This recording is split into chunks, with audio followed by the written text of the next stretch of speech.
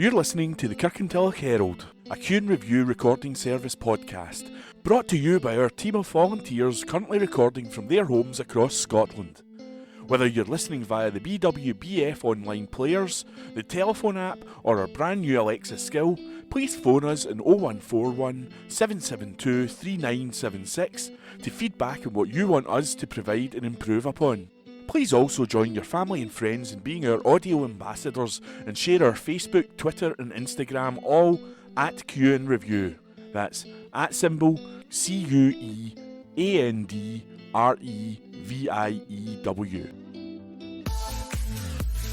This week's Kirkintilloch and Bishopbriggs Herald, dated Wednesday the 1st of June 2022, and my name is Ian. Police and road rage appeal. Witness plea after female driver threatened by male motorist. Audi motorist threatens women. Police are appealing for witnesses after a male driver terrorised a female motorist near Kirkintilloch. Officers made the appeal following the terrifying incident which happened on Tuesday, May the 24th. At around 6:30pm, a woman was driving at the Hornhill roundabout off the M80 roundabout heading towards Kirkintilloch when a vehicle stopped in front of her. A man jumped out of his grey Audi RS5 and banged on the window of her car, shouting and swearing. He then followed the woman in his vehicle along Initiative Road, Easter Gangaber Road, and then onto Kirkintilloch Road in Lenzie, ending near the Kirkintilloch Police Office. Police said the woman was shaken but unhurt by the incident. Police Constable Adams of Kirkintilloch Police Station said, "We're appealing for anyone who witnessed the incident to come forward." The car in question was a grey Audi RS5. This is a very busy road, so there would have been a lot of drivers around. I would ask anyone in the area around the time of the incident, particularly those with dashcam footage, to contact us. Any small piece of information could assist in our inquiries. Anyone with information is asked to call Police Scotland via 101, quoting incident number 2982 of Tuesday 24th of May 2022. Alternatively, please call Crime Stoppers on 0800 555 111, where information can be given anonymously. Today, Wednesday the 1st of June 2022, sunrise 4:41am, sunset 9:49pm. This week in history. June the 1st, 1966, folk fans at the Royal Albert Hall booed Bob Dylan for performing with an electric guitar. On this day last year, Hillsborough, home to the Queen's official residence in Northern Ireland, became the first town or village in the region to be given a royal prefix. June the 2nd, 1954, Lester Piggott, at 18, became the youngest jockey to win the Derby when he rode Never Say Die to victory at Epsom. The colt, a 33-1 outsider, won by 2 lengths. June 3rd, 1937, the Duke of Windsor, the abdicated King Edward VIII, married Mrs. Wallace Warfield Simpson in France. On this day last year, Twitter finally launched an edit tweet function, but users had to pay for the privilege as part of the social network's premium service. June 4th, 1937, the world's first supermarket trolleys trundled down the grocery aisles. Sylvan Goldman of Oklahoma built his push baskets by filing baskets and wheels to children's chairs. On this day last year, the UK approved the Pfizer-BioNTech coronavirus vaccine for use in children aged 12 to 15. June 5th, 1975, in Britain's first referendum, a large majority voted to stay in the common market. More than 17 million voted yes, and almost 8.5 million voted no. June 6, 1954, the Eurovision Television Link-Up was inaugurated. Inspiring exhibition, report by Liz Gallagher, Read and recorded by myself, Ian. Local people are invited to celebrate the lives and works of 20 influential women at a brand new exhibition this summer at the Old Kirk Museum in Kirkintilloch. From Saturday, July the 2nd until Thursday, August the 25th, the museum will host a major must-see art exhibition entitled 20 Historical Women Who Changed the World. Showcasing the bold, colourful, educational and historically inspired works of Nigerian-born Doncaster artist Chinwe Russell, the exhibit gives insight into the lives of some incredible women from around the globe. It spotlights high-profile figures like Marie Curie, Elizabeth I and Florence Nightingale, as well as some less-known women who have all had a massive impact on the contemporary world and whose legacy continues to this day. The exhibition features Nwanyirawa Wangari Maathai, Stephanie Kowalczyk, Dr. Mary Maynard Daly, Gertie Corey and many others. Jim Neal, Chair of East Dunbartonshire Leisure and Cultural Trust, said, "We are delighted to be hosting this wonderful exhibition in Kirkintilloch, giving the people of East Dunbartonshire an opportunity to see for themselves the inspirational, thought-provoking and joy-giving work of Chinwe Russell.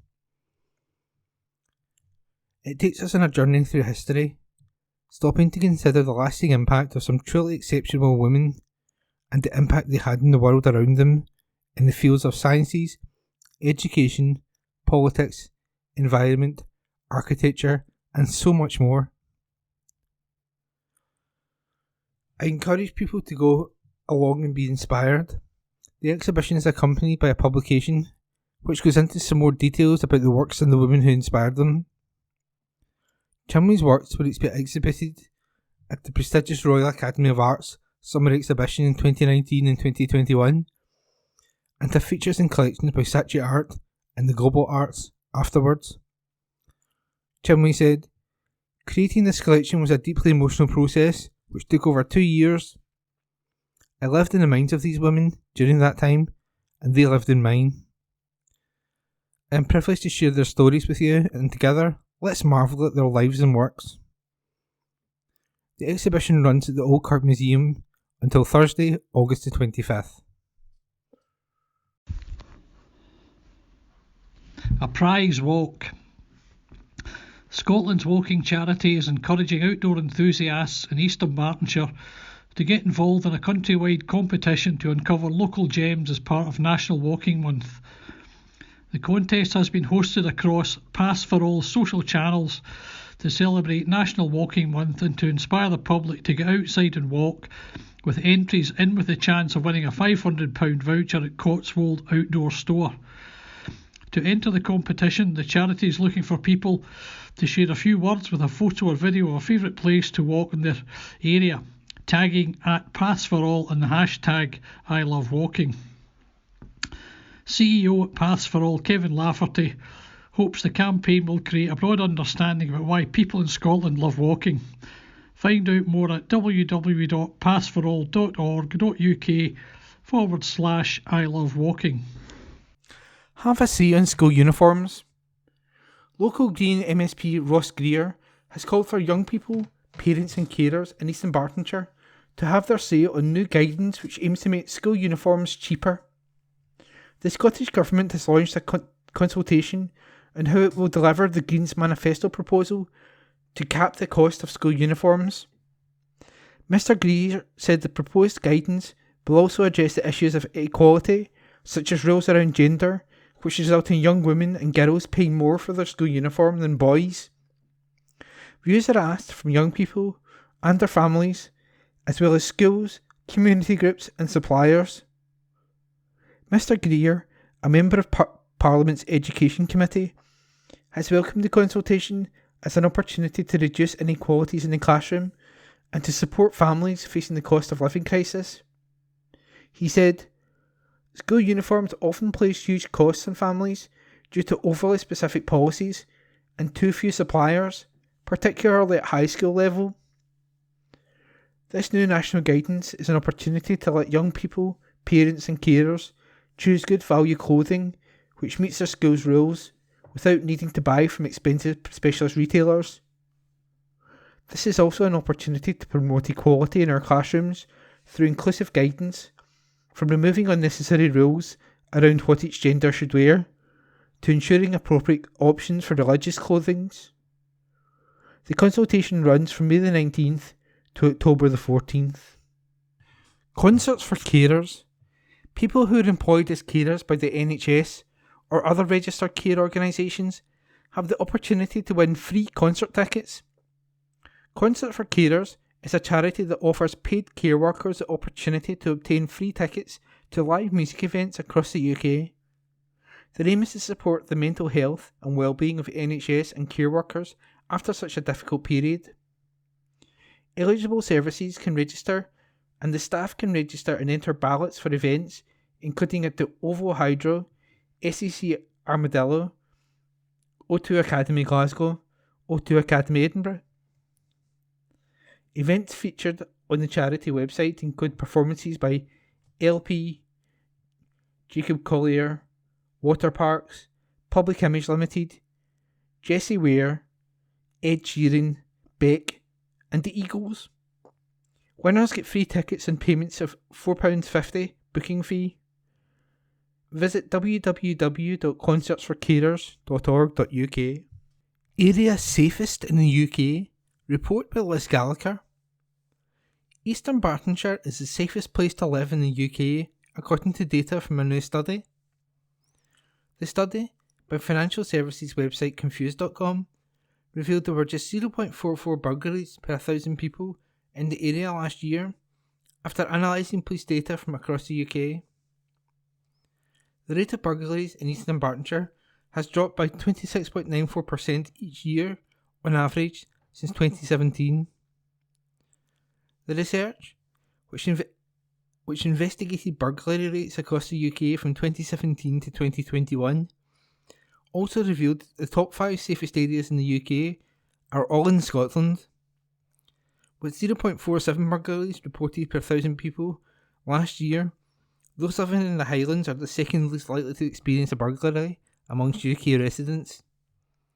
Home burglary rates in the area have dropped by 5.33% on average each year since 2017. Aberdeenshire is the third safest region in the UK overall, with just 0.50 burglaries per 1,000 people last year. Since 2017, burglaries in the region have dropped by 6.05% each year on average. Stirling is placed 4th, with just 0.56 burglaries per 1,000 people in 2021. The rate of burglaries in Stirling has dropped 18.36% on average each year since 2017. This is the 5th largest drop in Scotland and the 7th largest drop in the home burglaries in the UK overall. In 5th place is Argyll and Bute, with 0.58 thefts per 1,000 people and had 18.96% fewer burglaries last year. Jessica Bullock, home insurance expert at Confused.com, said, "Although burglary rate seems to be dropping year on year, it is still important to make sure your home is safe. Secure door locks and burglary alarms aren't only a great deterrent from potential thieves, but having them will reduce your home insurance prices. Our guide to protecting your home from burglars outlines some of the most effective ways of keeping your home safe. One of our top recommendations is investing in home security. Nowadays, technology has advanced to give us cheap, easy to install smart home devices such as doorbells and automated lights. These will let you know who is lurking outside without you needing to go near the door. Visit www.confused.com/home-insurance. Class Act for Charity. Report by Liz Gallagher. Bishopbriggs Academy pupils have raised a phenomenal £15,392 to help young people and their families affected by cancer. The Academy's captaincy team were inspired to fundraise for Young Lives vs Cancer, a leading UK cancer charity for children and young people. This was after they heard about Marion's House, a local home from home in Glasgow, which gives families free accommodation close to their child's hospital. Over the past year, the school team organised a number of events, including a Halloween pumpkin competition, a race to the North Pole and dress down days, as well as encouraging 90 pupils and teachers to take part in the Glasgow Kilt Walk. Claire Kerr, Deputy Head Teacher at the Bishopbriggs Academy, said, "The captaincy team have worked incredibly hard this year to raise the profile of Young Lives vs Cancer across the school, and we are so proud of what our school community has achieved. It has been so nice to be able to run events again and bring everyone across the school together to help raise funds for such a fantastic charity. We are delighted that the money raised will go towards supporting the brave young people and their families affected by cancer." Last year, in East Dunbartonshire, Young Lives vs Cancer helped 13 families. They handed out 7 financial grants to the value of £1,050, helping families to cope with the costs of cancer. The cancer cost report from the charity found that families with a child undergoing active treatment spent an extra £600 a month. Carol Jones, Senior Fundraising Manager for South West Scotland at Young Lives vs Cancer, said, "When cancer strikes young lives, we help families find the strength to face whatever cancer throws at them. We rely entirely on donations to fund their vital work, and we can't thank the Bishopbriggs Academy heroes enough for their fantastic efforts. The team have been so dedicated to their fundraising through all their fantastic events. For more info on the charity, visit www.younglivesversuscancer.org.uk." And that report was by Liz Gallagher. 4,000 take-up free bus travel. Local Green MSP Ross Greer has welcomed the news that 4,146 young people in East Dunbartonshire have taken up the opportunity to sign up for free bus travel. The result of work by the Scottish Green Party, free bus travel for everyone under the age of 22 was rolled out earlier this year. The local young people are part of more than 300,000 across Scotland who are now benefiting. Ross Greer, Green MSP for the West of Scotland, said, "Hundreds of thousands of young people are already making use of this new Green Party scheme to take a free bus to study, work, have a day out or meet friends and family." The local MSP added, "I'm really pleased to see so many here in East Dunbartonshire now have their bus pass, but there are thousands more who are still eligible. They should go to www.freebus.scot or contact the council on customer services at eastdunbarton.gov.uk to sign up." New service to help disabled people. Report by Liz Gallagher. A new support service is available in East Dunbartonshire to help people who may need support with everyday activities while living at home. East Dunbartonshire Health and Social Care Partnership, as a member of the Equip You Partnership, is working together with the Disability Living Foundation, DLF, to provide guidance and advice. Ask Sarah is a website that takes people through a series of questions to identify if they would benefit from any aids and adaptations. According to the Council, the website is an easy accessible self-management tool that provides information and advice which can aid with independent living. The DLF is part of the Shaw Trust, and Ask Sarah, that's ASKSARA,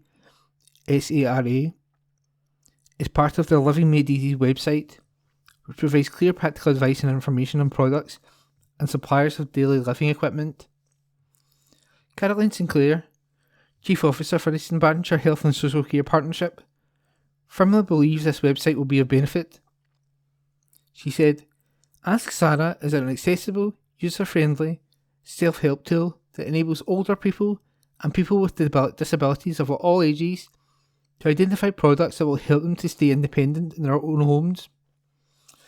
It is clearly set out, and you can choose to answer questions about your home, your health or daily activities, and receive a report with equipment and solutions that may make your life easier. Importantly, it is free to use and available 24 hours a day, 7 days a week." The Ask Sarah website aims to improve and increase access to equipment and other environmental solutions. It can help people to stay safe, healthy and independent by suggesting solutions that they or their families or carers might not have been aware of or thought of before. Alison Docherty, manager for the Equip You partnership, added, "There's a wide variety of equipment solutions available to make life easier for people of all ages.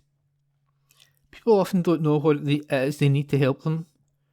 This initiative is an example of health and social care services' commitment to support people independently identify their needs and self-manage their conditions wherever possible. For further information, visit the Equip You, that's EQUIPU, Ask Sarah, ASK, uppercase SARA, website, where you can find support that may help you."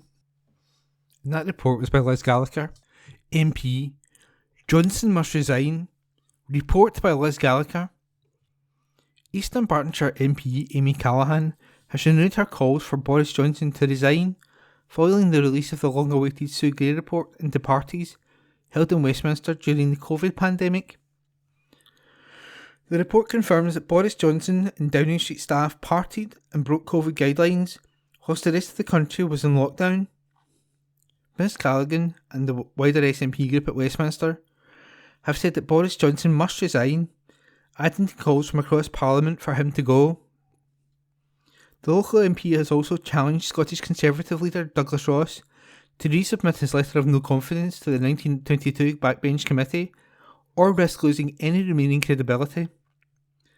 Ms Callaghan said, "The recent publication of the Sue Gray report has exposed the lies of this government and confirms what myself and my colleagues have been saying for some time, that Boris Johnson is entirely unfit to hold the office of Prime Minister. This report should be the final straw. While the rest of the nation were abiding by the rules and making the necessary sacrifices to keep others safe, Boris Johnson was content to break his own laws by partying during lockdown. He must be held to account for repeatedly lying to the public. The time is well overdue for the Prime Minister to resign." The Scottish Conservatives have now run out of excuses for backing this law-breaking PM. Douglas Ross must now resubmit his letter of no confidence without delay if he is to retain any credibility in Scotland. The actions of Boris Johnson are disgraceful. He has taken the public for fools. It should be clear that his time is up. I would urge Conservatives across the UK to do the decent thing and echo calls for his resignation. At the weekend, 2 more Tory MPs revealed they have submitted letters of no confidence in Boris Johnson. Former Health Minister Steve Bryan and Newton Abbott MP Anne-Marie Morris joined the 6 backbenchers who have publicly called on him to quit as party leader. It is not known just how many Tory MPs have submitted letters. 54 are needed. Campsie Show returns. The Campsie Show returns to Bogton Farm, Torrance, on Saturday, June the 4th. A full programme of events is on offer to visitors to the event, organised by Campsie, Strathblane, Baldornock and Kirkintilloch Agricultural Society. From music by Milgai Pipe Band and Kirkintilloch Rock Choir, to the dancing displays, sheep shearing, trade stalls and children's games, a magic show at the crowning of this year's Gala Queen, there will be something for everyone, not forgetting the grand parade of livestock and presentation of prizes. The official Gala Parade leaves Main Street, Torrance, at 11:15am, led by the Pipe Band. For further information on the show, and to view the full programme of events, visit www.campsieshow.co.uk. A temporary order will be in place in the day to limit the speed on Torrance Road to 30 miles per hour, between its junctions with Torrance Roundabout and Kelvin Bridge Roundabout, 7am to 9pm. Year of Stories. Shaped narrative across Scotland. Report by Julie Curry. Young people from across Scotland are being asked to take inspiration from over 5,000 years of Scotland's history as part of the Year of Stories. Historic Environmental Scotland, HES, hopes to inspire young storytellers across the country through heritage as part of a If These Walls Could Talk project, which was launched on Wednesday. Young people aged 8 to 12 will be asked to tell a tale that features a historic Scotland site in English or Gaelic through spoken or written storytelling by submitting a 150 to 300 word story or 2-minute video by Friday, June the 24th. All participants will be entered into a prize draw where there will be a range of prizes up for grabs, including a Historic Scotland family membership for 1 year, a 7-day family explorer pass, book bundles and writing kits, a signed set of Cressida Cowell How to Train Your Dragon books, a 1-hour storytelling session for a school or library, and tickets for the Storytelling Festival in October for a school class. HES has partnered with Scottish Book Trust and the Scottish Storytelling Forum to deliver the project and will engage with local schools and youth organisations to encourage as many young people to take part as possible. Alex Patterson, HES Chief Executive, said, "Our historic houses, castles and abbeys have been linked to stories throughout history, and I look forward to finding out how they continue to inspire young people today." In addition to a range of fantastic prizes, the voices of young people up and down the country will be celebrated through a showreel to highlight their diverse and creative tales, providing an opportunity for their perspectives to be featured and showcased. The entrants can use various historic sites throughout the country for inspiration, including Edinburgh Castle, Fort George, the 18th century fortification in the Highlands, which was built in the wake of the Battle of Culloden, and Hermitage Castle in the Borders, which was visited by Mary Queen of Scots in 1566, as well as sites such as Skara Brae in Orkney, which date back to the Neolithic period.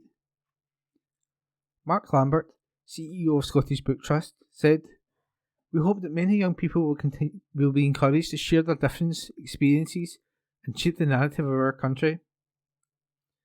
We look forward to reading the Year of Stories submissions and learning about young writers' favourite spots in Scotland. A showreel featuring some of the most inspiring entries will be created and shared over HES social media channels and websites."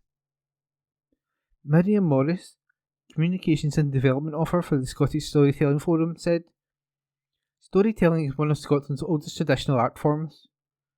This is a perfect opportunity to celebrate the history around us. We're looking forward to seeing and hearing all the stories that come in.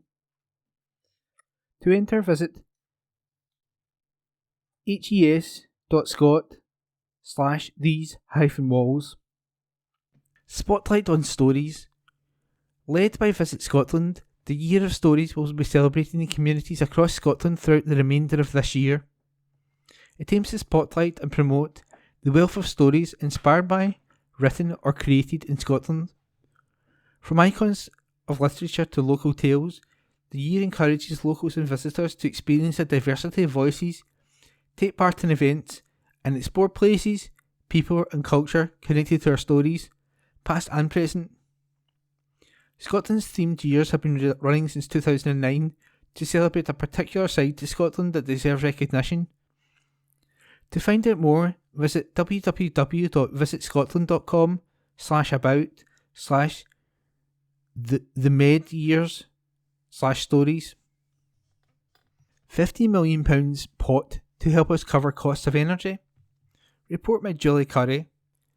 Millions of households across the UK will benefit from a new £15 billion package of targeted government support to help with the rising cost of living.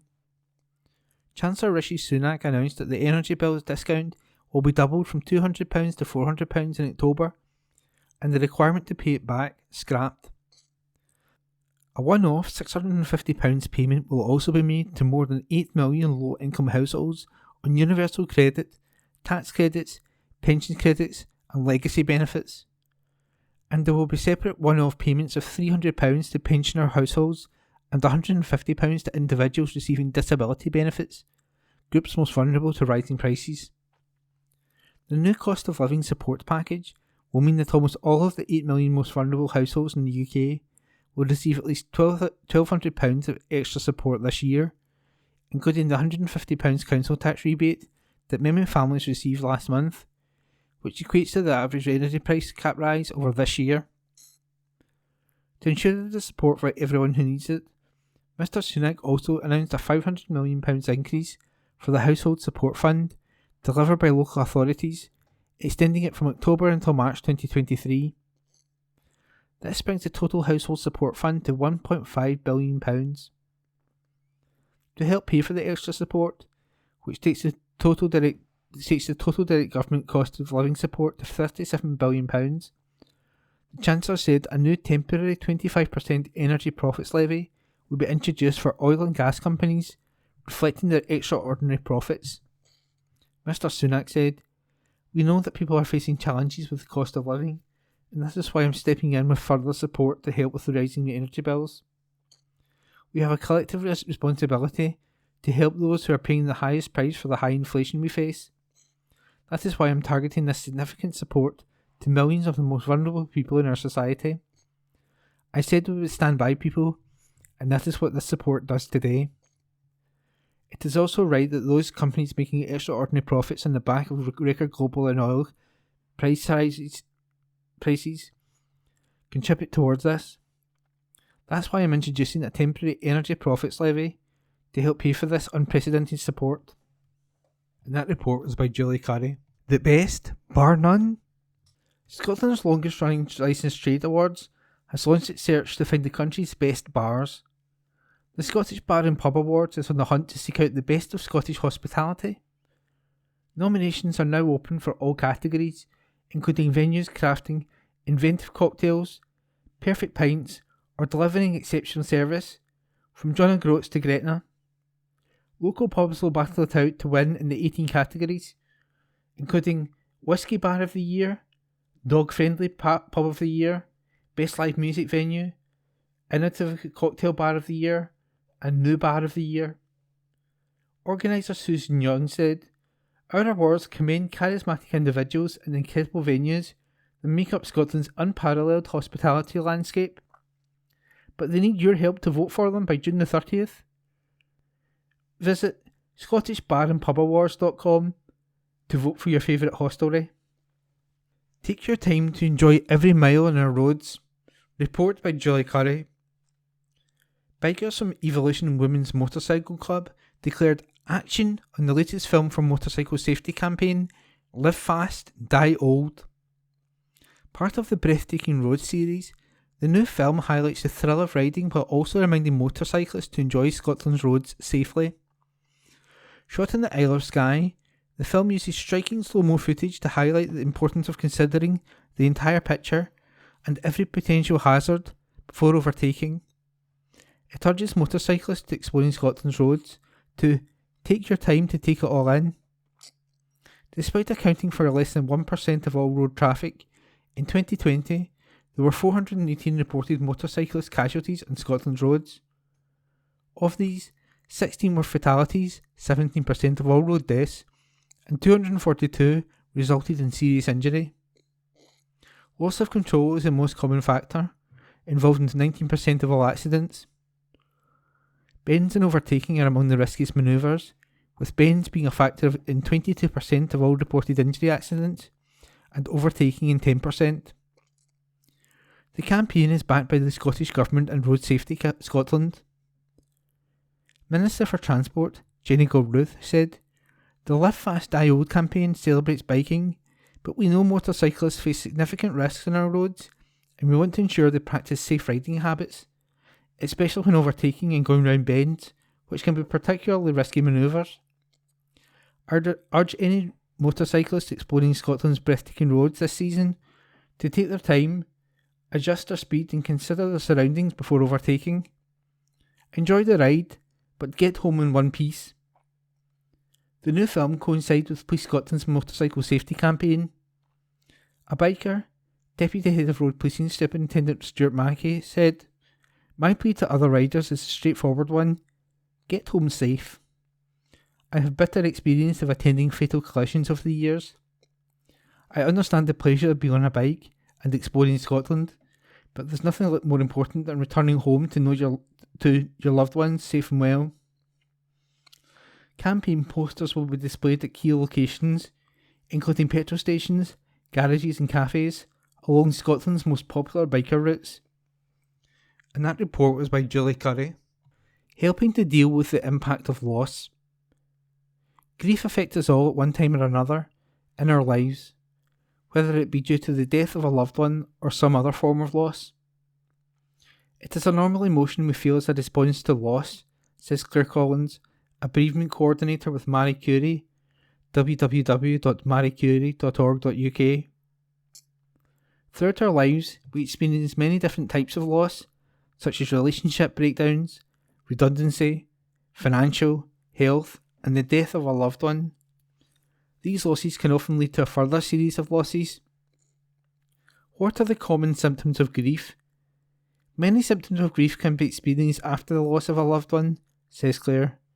The emotional responses include shock, numbness, denial, isolation, loneliness, sadness, anger, despair, emptiness, helplessness, fear, and anxiety.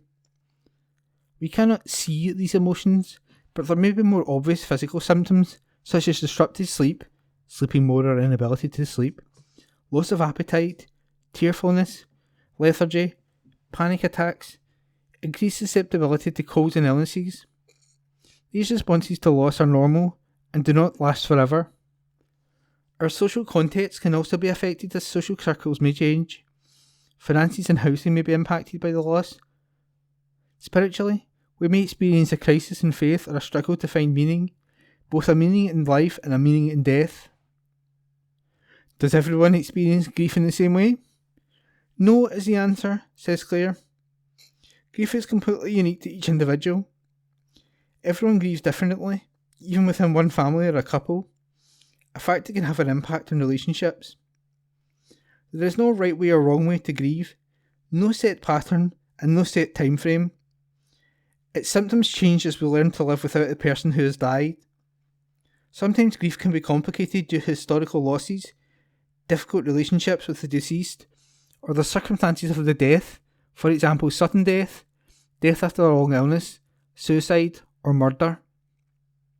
Migration and leaving behind our country of origin can also involve the losses of family and friends, history and cultural heritage, and this can impact on our grieving process. What are the common stages of grief? Much has been written about the stages or tasks of grief by researchers such as Elizabeth Kubler-Ross, Colin Murray Parks, and J. William Worden, says Claire. They speak about how the loss of a loved one is often followed by feelings of shock, denial and numbness, which can move into an acceptance of the loss as we get back into life's daily activities such as work, social circles and meeting new people. Life gradually becomes fuller and we're able to think fondly about our loved ones without being overwhelmed by grief. What are the common misconceptions about grief? People sometimes feel that the bereaved should be over it or moving on after a few weeks or months, but there is no set time for grieving, says Claire. There is no magic wand that can take the pain away. It takes time, and we can feel as if we are literally going mad with grief. This is normal. People experience grief in their own unique way. Adults and children, men and women. And it is also important that we acknowledge everyone's grief, including people with learning disabilities or sufferers of dementia. Further information is available from the Palliative Care of People with Learning Disabilities Network at www.pcpld.org. Have you tips for someone experiencing grief? When you're experiencing a bereavement, it is important you look after yourself and eat regularly, says Claire. Try to get out and take some physical exercise if you can. Also, try to make some space and time for yourself and to remember your loved one. Plus, remember grieving is normal. Give yourself time as your grief will change. If you are struggling to cope with your feelings, seek further help. Talk to your GP or friends and family who could feel assistance for you if needed. What are the main differences between grief and depression? The symptoms of grief mentioned above may be similar to those of depression, says Claire. However, depression usually results in a more constant state, whereas grieving is triggered by memories or reminiscent reminders of a loved one. There are good days and bad days when we are grieving, and eventually these bad days can become bad moments. Queen Elizabeth Platinum Jubilee, 1952 to 2022. Grateful Nation celebrates 70 years of service. It is a milestone like no other, as on February the 6th this year, Queen Elizabeth II became the first British monarch to celebrate a Platinum Jubilee. To mark this unprecedented anniversary, events and initiatives have taken place throughout the year and will culminate in a 4-day UK bank holiday celebration weekend from Thursday, June the 2nd to Sunday, June the 5th. The special extended bank holiday weekend will provide an opportunity for communities and people throughout the United Kingdom to come together to celebrate this historic milestone.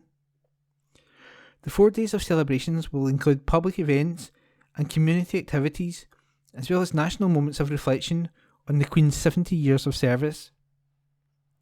The Queen's birthday parade, Trooping the Colour.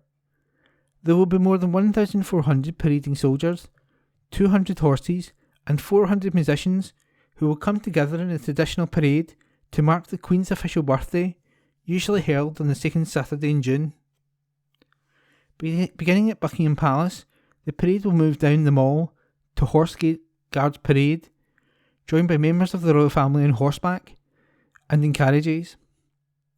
The parade will close with the traditional RAF flypast, watched by the Queen and members of the royal family from the Buckingham Palace balcony. Service of Thanksgiving. A service of thanksgiving for the Queen's reign will be held at St Paul's Cathedral on Friday, June the 3rd. Platinum Jubilee Beacons. The United Kingdom's long tradition of celebrating royal jubilees, weddings and coronations with the lighting of beacons will continue for the Platinum Jubilee. A beacon chain, once used as a tool for communication, has now become a symbol of unity across towns, borders, countries and continents, and is often the central point of focus for any outdoor gathering or celebration. In 1897, beacons were lit to celebrate Queen Victoria's Diamond Jubilee. In 1977, 2002 and 2012, beacons commemorated the Silver, Golden and Diamond Jubilees of the Queen, and in 2016 Her Majesty's 90th birthday. There are 3 kinds of beacon events. Community beacons. Thousands of beacons will be lit by communities, charities and different groups throughout the regions of the UK, Channel Islands, Isle of Man and UK overseas territories. Commonwealth beacons. Beacons will be lit at all capital cities of the Commonwealth, 54 in total. Principal beacon, to be lit on the 2nd of June in a special ceremony at Buckingham Palace. Find out more by visiting www.queensjubileebeacons.com website. Let's talk. This week's letters page. If you have any letters, please send them via email to kirkyherald@jnscotland.co.uk. That's KIRKYHERALD@jnscotland.co.uk. As a nation, what has the UK become? Sir, I am sick and tired of these hypocrites who scream socialism like the worst reflective Americans the moment this British government adopts any measures designed to alleviate the condition of the financially less fortunate members of society. At the same time, they insist the supposed solution to our ills is cuts in direct taxation, which, surprise surprise, just happens to affect mostly the better off. In other words, they want socialism too, just the sort that lines their pockets instead. Their platitudes of freedom and fiscal responsibility mask the appalling selfishness of a generation which long ago swapped the Union Jack for I'm alright Jack. In Jubilee Week, it is long overdue that someone took a long hard look at what sort of nation we've become, especially as the nation we've done so much to copy in the last 4 decades. The USA has become the world's greatest basket case where school shootings are now the routine result of a broken society. Yours, etc., Mark Boyle. Address supplied. Surely SNP will not dare to raise taxes. Sir, I'm grateful government spending per head in Scotland is greater than in England. In an ideal world we should all be equal, of course, but as this is in our favour, then let's enjoy it. However, with a projected deficit in Scotland's finances, we might be forced to live in a level closer to that in England. Of course, the impact of this can be minimised by cutting our spending or by raising taxes, or both. The latter surely cannot be an option here, given the SNP's mocking of the Chancellor for raising taxes when the cost of living is hurting. So, will Scottish Finance Secretary Kate Forbes save us from this option? She has always suggested she has all the answers. That might soon be put to the test. Yours, etc., Ken Curry, by email. Courage of running our own affairs. Sir, the Institute of Fiscal Studies guesstimates of the £3.5 billion Scottish budget deficit by 2026-27 should be seen in the light of the £1 billion a year cost of helping those suffering the most from the cost of living crisis caused by failed UK government policies on Brexit, COVID and energy supply. £4.5 billion of Rishi Sunak's windfall tax comes from Scotland's North Sea, but is still less than the Norway regularly taxes the oil and gas companies without any drop in investment. Last week, Brent crude oil price was over $117 a barrel for a commodity many prominent unionist experts told us in 2014 would be worthless by now. Those better together experts also promised us lower energy bills if we stayed in the UK.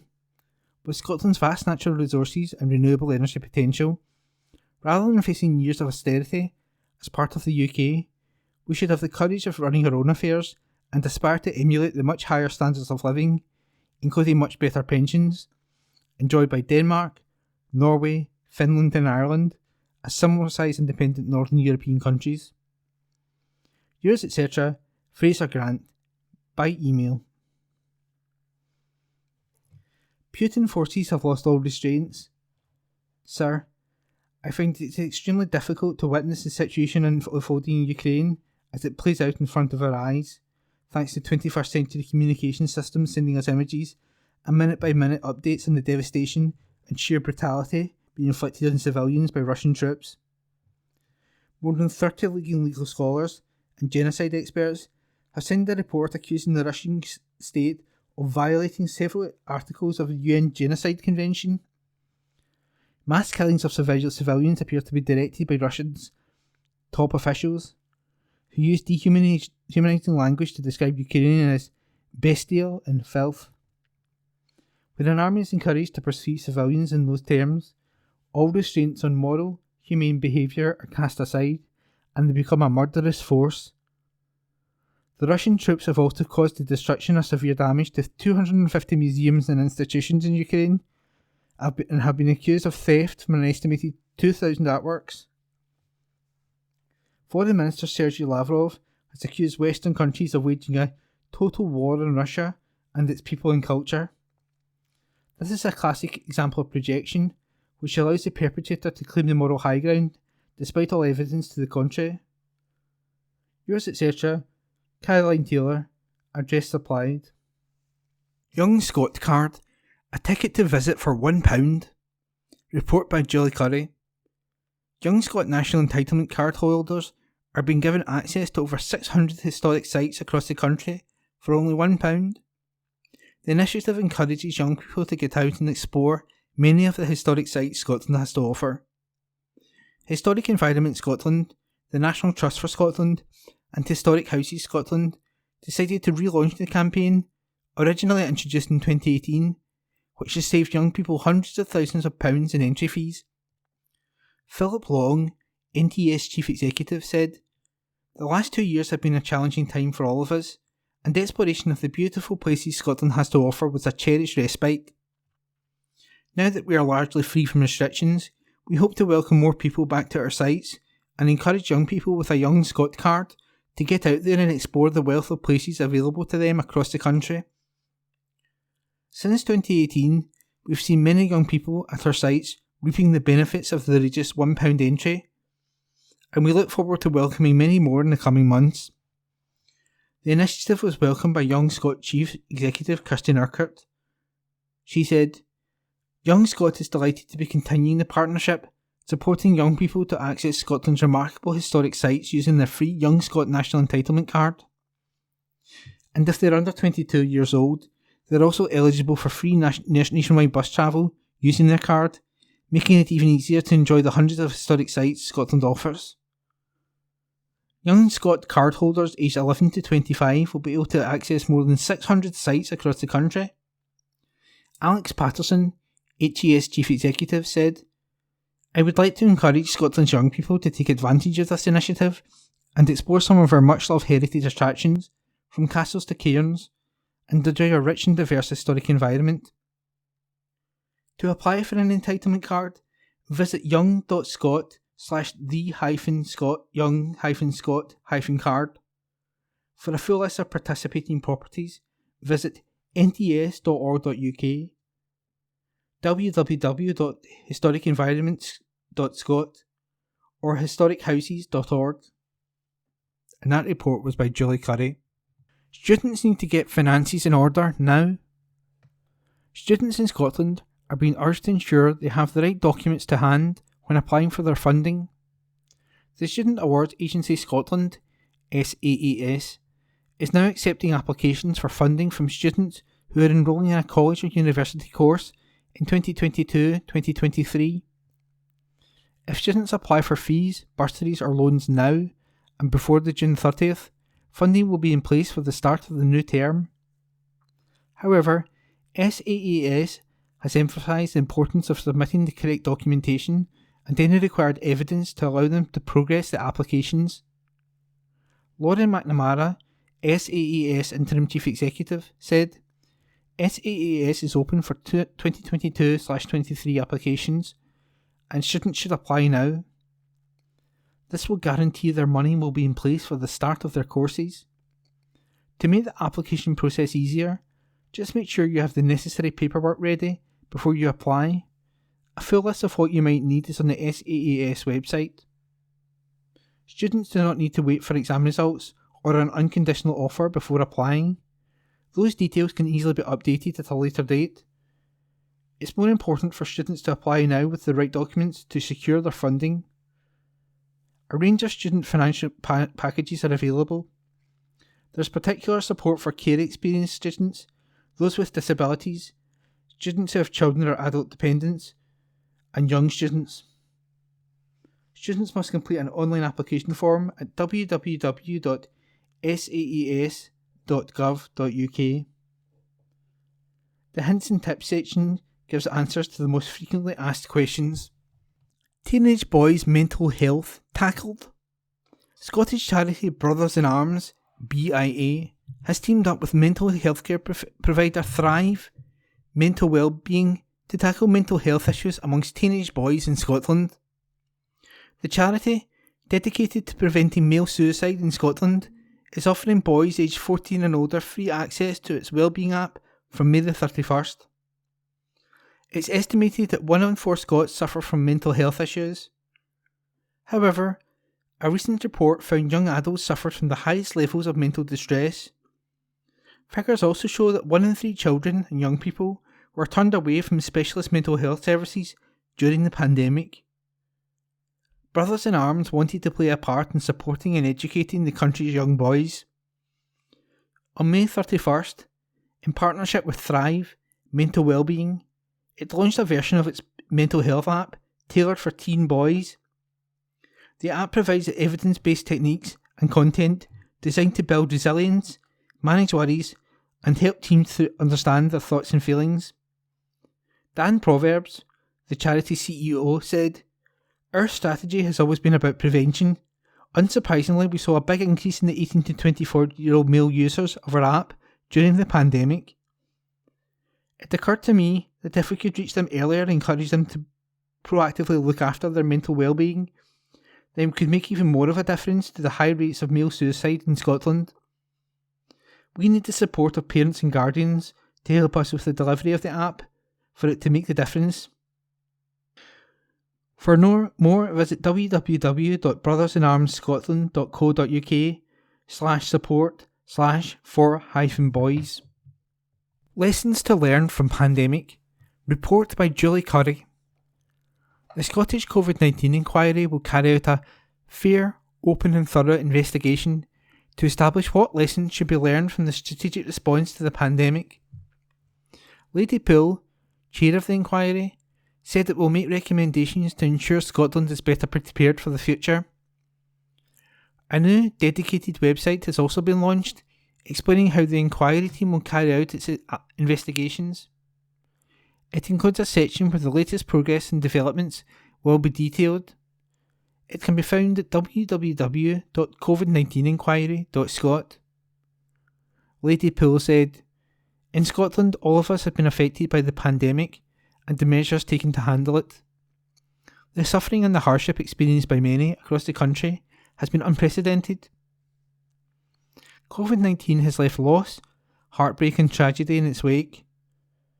I want to express my condolences to all those who have suffered, particularly to those who have lost people they love.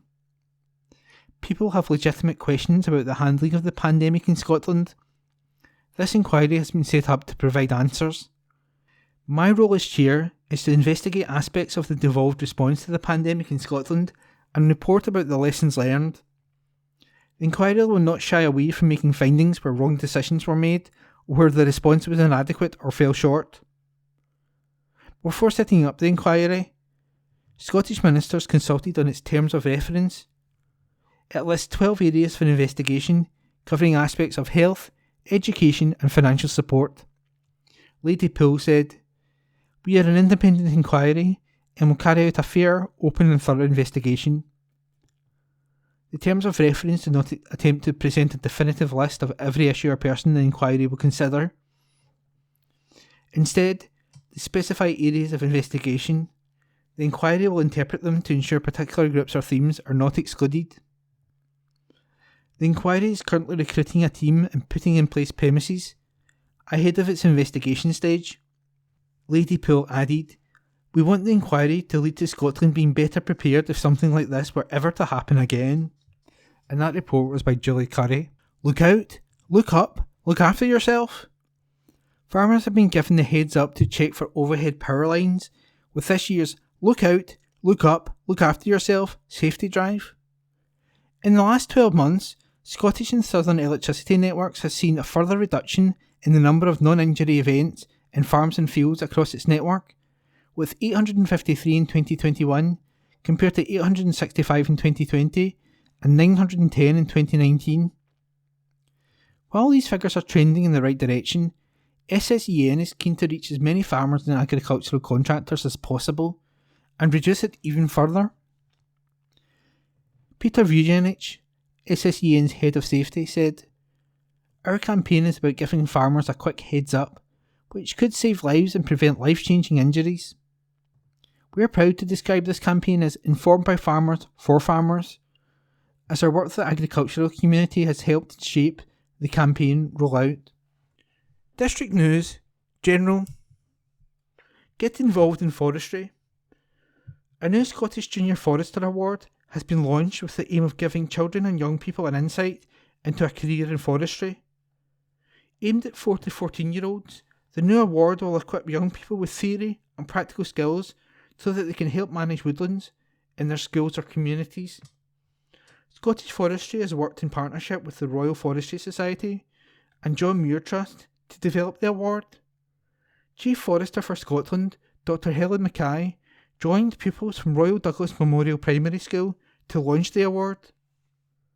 Go to nfs.org.uk/skills-edition-junior-forester-award.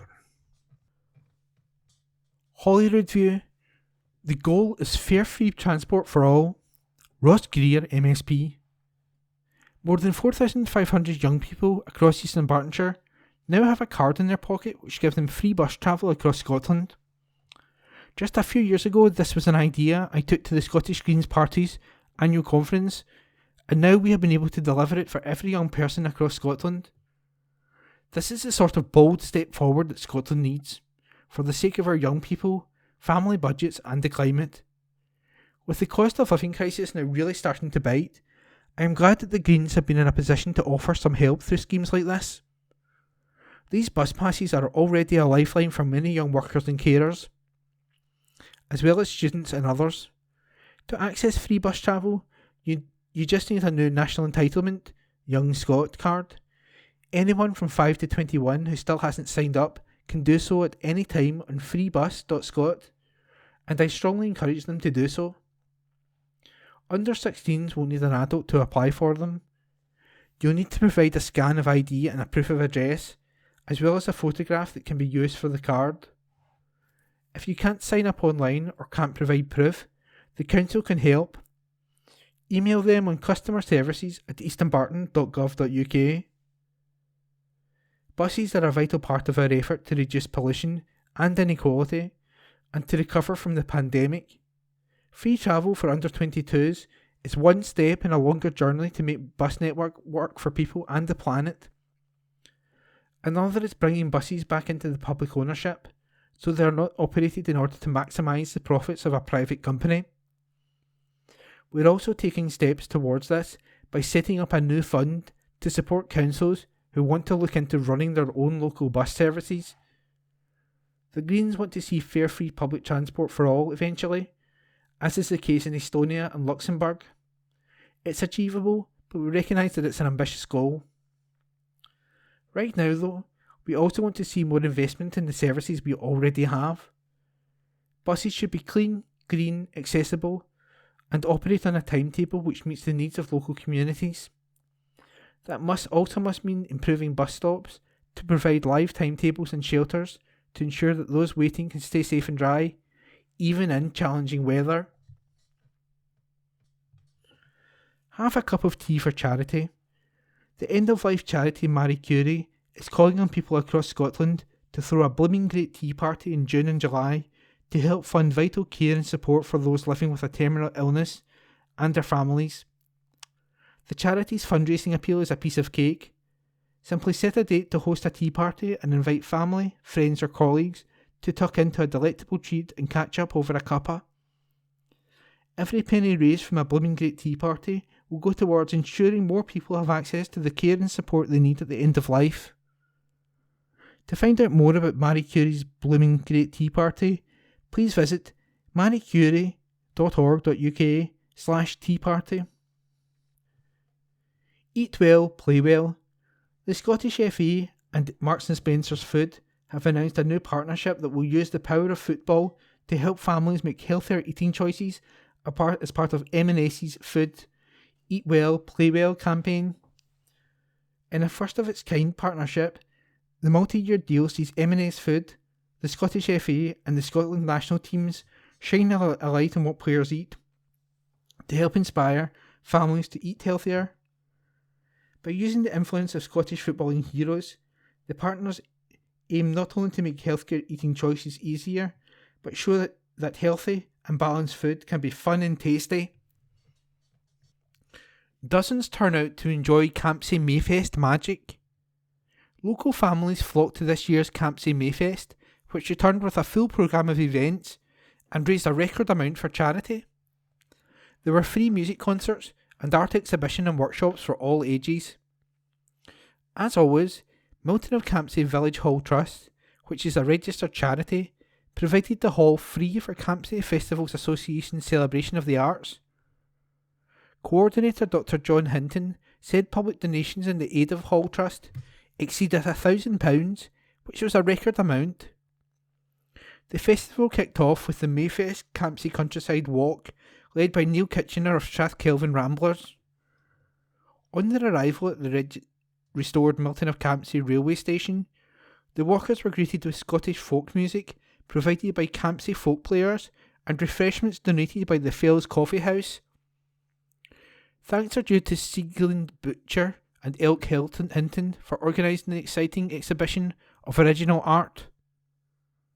Andrew Gregg, Village Hall trustee, gave the festival opening speech, while delightful music was provided by Campsie Scottish folk players. A number of pictures were sold, and the favourite painting prize was won by Shannon Meechan for her depiction of Lennox Castle ruin. 4 concerts catered for many musical tastes. These were Songs to the Ages by the Lydia De Rosa Singers, pop rock by Factor 40, who got people dancing, great swing from Aubrey Gerber's Sounds of Jazz, and, to finish, the Whistle Binkies with superb Celtic folk to a full house. Dr Hinton said, "These fine performers are all thanked very much." Children and adults enjoyed the creative story writing workshop run by author Claire Miller and the inventive art workshop given by Scottish artist Mark Mulholland. Dr. Hinton said, "The Young Folk on Stage show was again organised by Michael Boyle, to whom special thanks for 30 children coming forward. Kenwell's gift of fine certificates for performances was much appreciated. Many thanks to those who helped with the refreshments, door duty, and dealing with the stage, furniture, lighting and sound system. Advertising work by the CFA social media team was much appreciated, notably from Rona Boyle for extensive social media postings, Penny Bowes' fine website and poster designs, and for Helen Capellian's ticketing setup. Thanks to all who dealt with posters and flyers, the Kirkintilloch Herald for articles, and Milton of Campsie Community Council for distributing the Mayfest programme in their newsletter. Campsie Festivals Association was successful in grant applications to cover the cost of contributors and materials. Thanks are due to CFA Treasurer Neil Simpson, who obtained essential awards from the Community Remobilisation Fund, the Co-op Local Community Fund, and Eastern Bartonshire Arts Council. To find out more information on the annual Campsie Mayfest, visit the organisation's dedicated website online at www.campsiefest.org.uk. Public notices. Read by Corey. Planning notices. Eastern Bartonshire Council planning notices. The Eastern Bartonshire Council (Dalkeith Avenue, Wellington Road, and Wester Hill Road, Bishopbriggs). No waiting and no loading at any time restrictions. Order 2022. On the 23rd of May 2022, the Eastern Bartonshire Council made an order under the Road Traffic Regulations Act of 1984, which comes into operation on Monday the 11th of July 2022. The proposed order was advertised in the Bishopbriggs Herald that was published on the 12th of February 2020. The main effect of the order would be the introduction of no waiting and no loading at any time restrictions on sections of Dalkeith Avenue, Wellington Road, and Wester Hill Road, Bishopbriggs. Copy of the order and plans detailing the lengths of road affected may be examined without payment of fee in the roads section of the Eastern Bartonshire Council website. Any person wishing to question the validity of the order or any provision therein on grounds that the order is not within the powers confined by the Road Traffic Regulations Act of 1984, or on the grounds that any requirement of that Act or of any relevant regulation made thereunder has not been complied with, or in relation to the order may, within 6 weeks from the 23rd of May 2022, make application to the Court of Session for this purpose. Karen Donnelly, Chief Solicitor and Monitoring Officer, Executive Officer, Eastern Bartonshire Council Headquarters, 12 Strathkelvin Place, Kirkintilloch, G66 1TJ.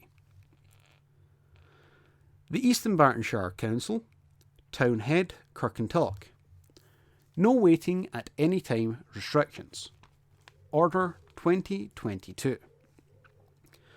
On the 23rd of May 2022, the Eastern Bartonshire Council made an order under the Road Traffic Regulations Act 1984, which comes into operation on Monday the 11th of July 2022. The proposed order was advertised in the Kirkintilloch Herald that was published on the 19th of February 2020. The main effect of the order would be the introduction of no waiting at any time restrictions on Townhead, Kirkintilloch, from a point 13 metres or thereby northwest of the extended northwest kerb line of Willow Bank. Gardens northwestwards for a distance of 22 metres or thereby, amending an existing order as required. A copy of the order and plans detailing the lengths of road affected may be examined without payment of fee in the roads section of the Eastern Bartonshire Council website.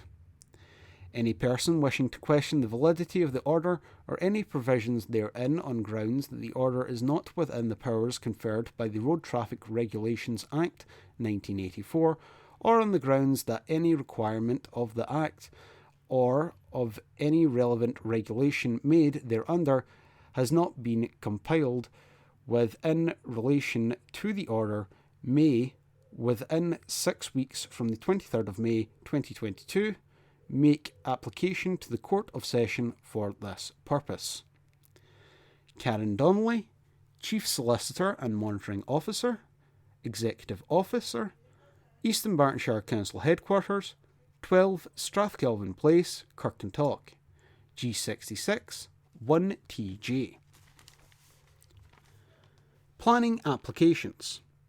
Format: application number, address/location, proposal, type of advert, period of reps.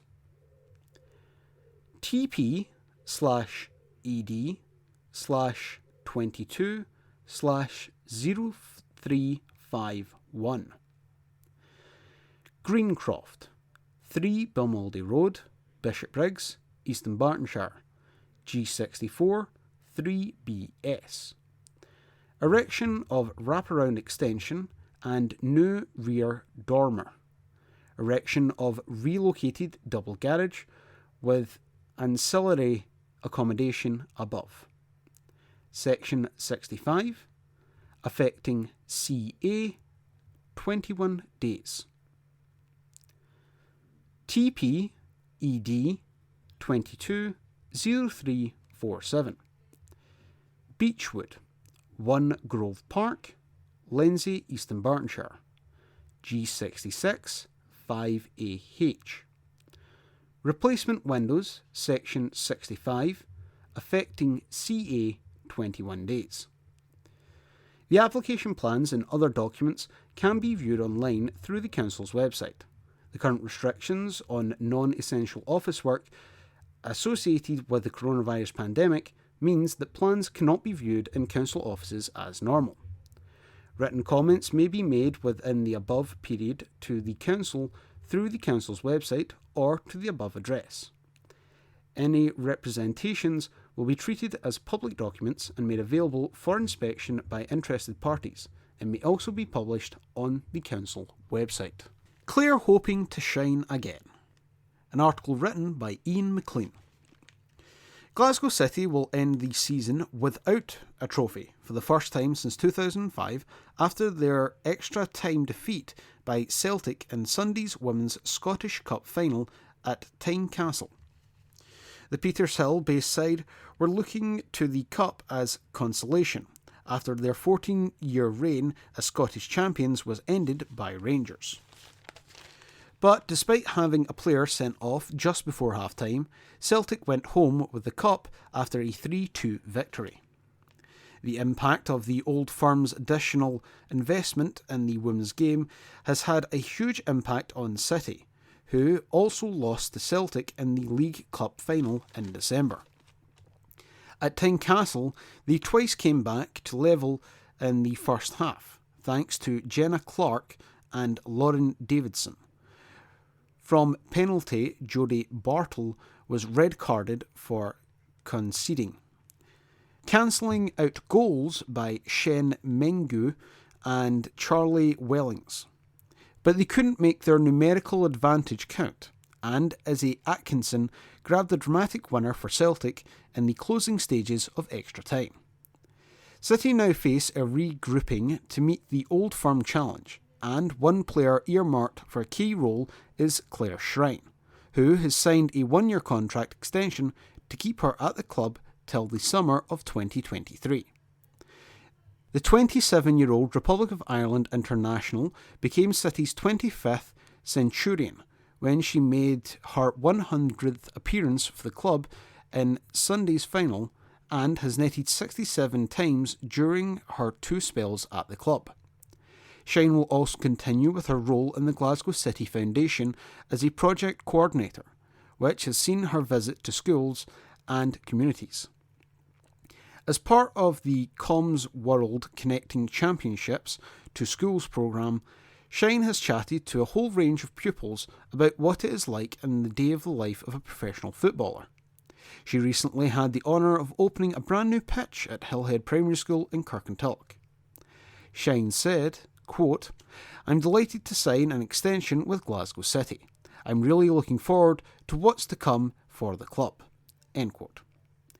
Head coach Aileen Gleeson added, quote, "Claire has been a part of many special moments with Glasgow City and brings a wealth of experience as a leader both on and off the pitch." That article written by Ian McLean. Rosville boss and coaching team quit. Rosville are looking for their fourth manager in less than a year after the departure this week of James Sandislands and his coaching team. The club announced that the coaching team had decided to step down from their positions with immediate effect. Quote, "due to a change in circumstances within our club." End quote. The statement continued, quote, "We would like to thank them for bringing back professionalism to our club and wish them success in their future football endeavours." End quote. Sandislands only took over the manager's job at the Bishopbriggs club last November, after previous boss Ian Diak and assistant Kevin Coyle left by mutual agreement, following a disappointing run for the results culminating with a 5-1 defeat by Ben Burb. Diak himself had only taken over in July, after David Gormley left to join Lowland League side Broomhill. Rossvale were relegated from the West of Scotland Football League Premiership at the end of the season. Sports Digest. Read by Corey. Football. Rob Roy. Kirkintilloch Rob Roy midfielder Dean Cairns has signed a new deal keeping him at the club for the next 2 years. The former Airdrie, East Kilbride and Linlithgow Rose player has extended his contract up to the end of the 2023-24 season. The club posted, quote, "Dean has become a fan favourite during his time with us, and everyone is delighted that he sees his future with Rob Roy." End quote. Speedway. Tigers. Glasgow Tigers got back to winning ways in the Speedway GB Championship with a 48-42 victory at Berwick Bandits on Saturday night. Tiger boss Cammy Brown has challenged his players to make up for the disappointment of drawing at home to Pole Pirates in their previous match. Golf. Scottish. Crowwood Golf Club's Linda McKay booked her spot in this year's Scottish Medal Grand Final at Royal Burgess. She was among the 12 players, 6 male and 6 female, to qualify for the recent medal finals West at Lanark Golf Club, and will join Hayston Golf Club's Anne Armstrong, who came through a previous qualifier. Balmore. Balmore's Golf Club's James Wilson finished tied for 39th at last week's Cube Funder Shootout, the opening event of this year's PGA Euro Pro Tour, at Harleyford Golf Club in Marlow. Wilson carded rounds of 72, 71 and 73 for a 3-round level par total of 216. Balmore club mate Chris McLean was also in the field, but missed the cut for the final day after rounds of 76 and 73. Hearstains win Lindsay Cup for first time.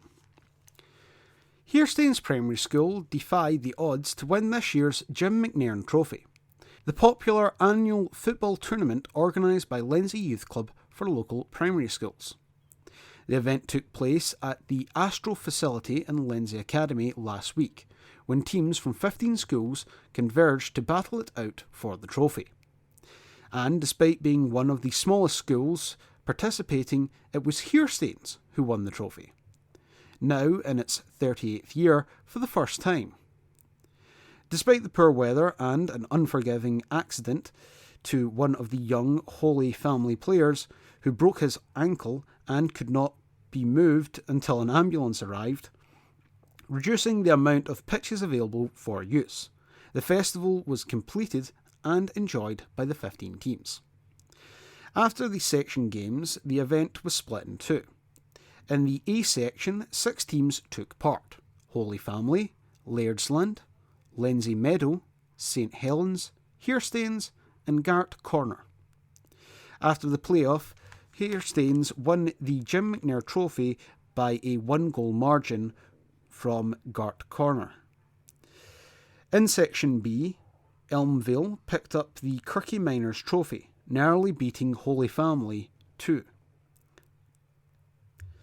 St Helens picked up the 2 individual trophies, Player of the Tournament for Leo Blair and the award for Top Goalkeeper, which went to Caden O'Hara. Organiser Ian Stevenson said, quote, "Lindsay After School Club would like to thank Lindsay Academy for the use of their facilities. Main sponsor, Lindsay Community Council, Donnie Brooks for arranging the referees, Joe, Jim and Jim, and all the schools that took part." End quote. Thank you for listening to this week's Kirkintilloch Herald podcast, brought to you by Q Review, print speaking to the blind. If you've any feedback, you're welcome to call us on 0141 772 3976. If you enjoyed this recording, feel free to subscribe to our channel.